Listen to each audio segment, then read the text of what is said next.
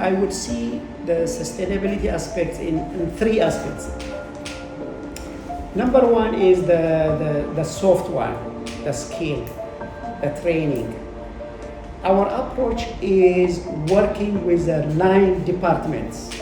For example, our cocoa training is done together with the cocoa board. In all our trainings, we involve cocoa board part to co-deliver the trainings. Not only that, but we also develop materials and manuals and guidelines on the basis of which trainings are delivered.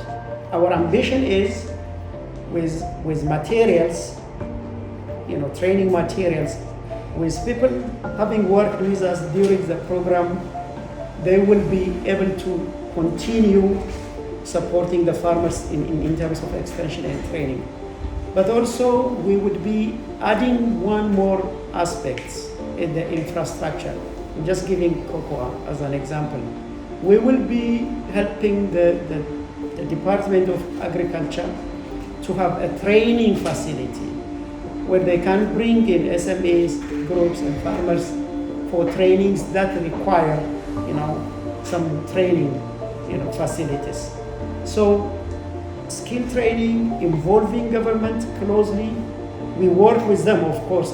We are not delivering all these things by ourselves. Our role is supporting government to deliver their mandate. So working together with them, intensifying our engagement in the remaining year and a half, helping them with the development of some of the infrastructure for training. That is one aspect of our sustainability. Even if when we leave, training materials are there, knowledgeable people are there who have been delivering the training with us. Some of the infrastructure they need for delivering, including this place you see, training facilities will be developed. So we hope. That is one example.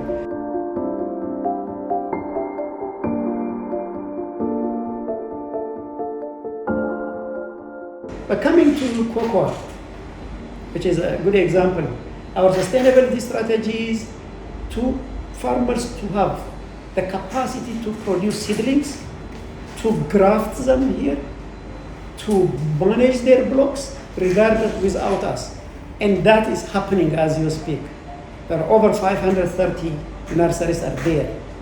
Farmers, some of the farmers you may have spoken, they can do budwood gardens. They can graft the clone varieties. They can plant, they can manage their block. So if they are able to get the seedlings, if they have the skills, and if they can expand their blocks, this is key element of sustainability. It is not us. It is the farmers that are producing the seedlings, propagating the seedlings, managing their blocks. Our role has been capacitating them, helping them establish the nurseries, providing them the initial materials, and that is happening. And it will continue. We're going to, by the end of the program, we have the ambition to achieve 4 million improved seedlings. And all of them will be provided by the farmers in the village, in the various localities, in each district.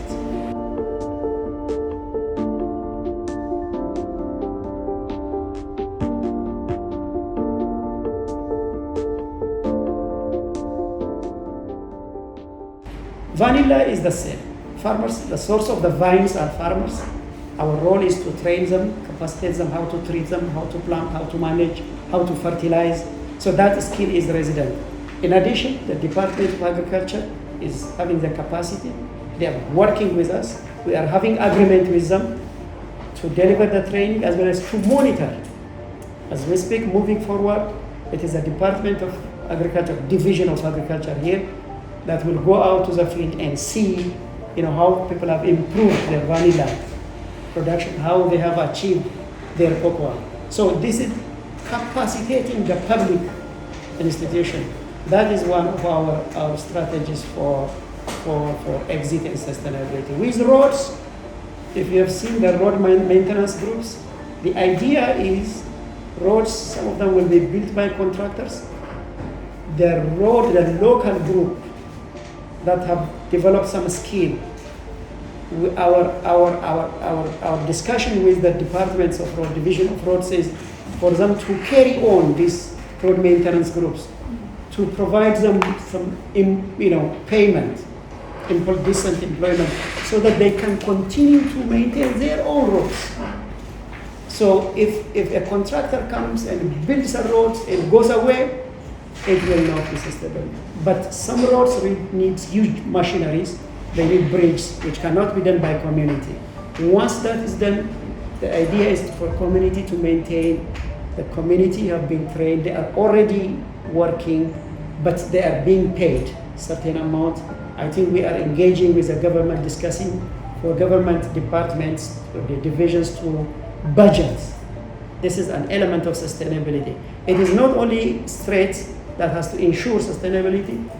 Actually, it is the public sector that need to carry on the best practices, budget and plan to continue some of the interventions, some of the facilities we built, some of the trainings we introduced, some of the technologies, innovations that we promoted.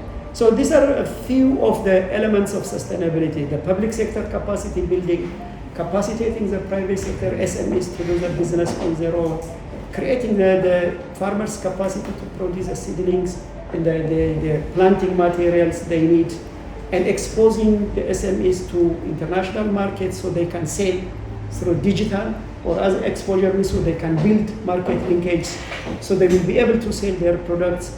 These are some elements of the sustainability that we are anticipating, which are actually happening as we speak.